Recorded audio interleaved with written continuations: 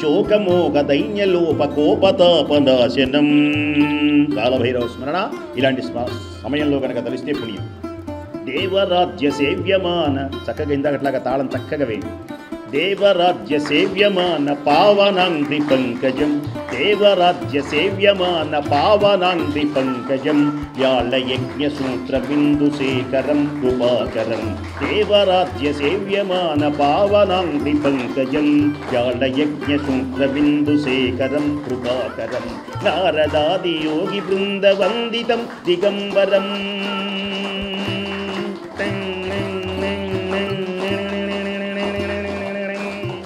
దేవరాజ్య సేవ్యమాన భావనాంగ్రి పంకజం, వ్యాళయజ్ఞ సూత్ర బిందు శేఖరం కృపాకరం.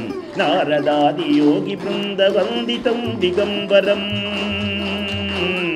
కాశికాపురాధినాథ కాలభైరవం భజే, కాశికాపురాధినాథ కాలభైరవం భజే, కాలభైరవం భజే, కాలభైరవం భజే.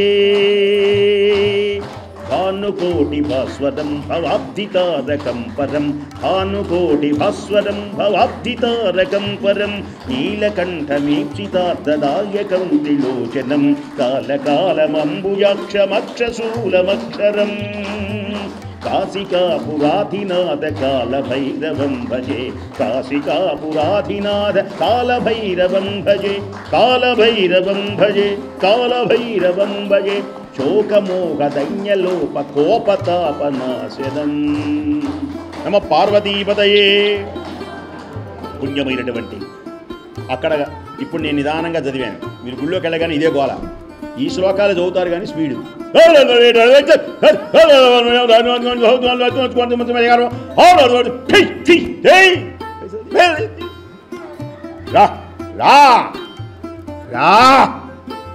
దాంట్లో కనుక వదలా వదలా అంటుంటారు. అలాగే వాళ్ళు అక్కడికి వెళ్ళగానే రా రా దేవరా శివమా భాను పంచం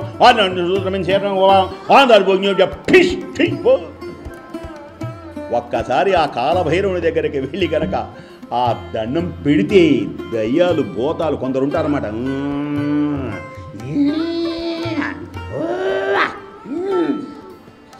ఈ లక్షణాలు ఉన్నవాడు, గడుచుకునేవాడు, శాపాలు పాపాలు ఇవన్నీ పడాపంచలైపోతాయి అన్నమాట. అలాంటి శక్తివంతుడు కాలభైరవుడు.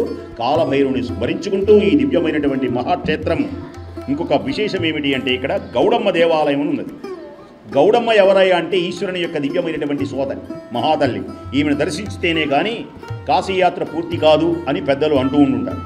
గౌడమ్మను గవ్వలతో పూజ చేస్తారు. గవ్వలు అక్కడికి వెళ్తే మనకు గవ్వలు ఇస్తారు. దివ్యమైనటువంటి జగన్మాత యొక్క దుర్గాదేవి ఆలయం కూడా ఇక్కడ రమణీయంగా మనకు దర్శనమిస్తుంది.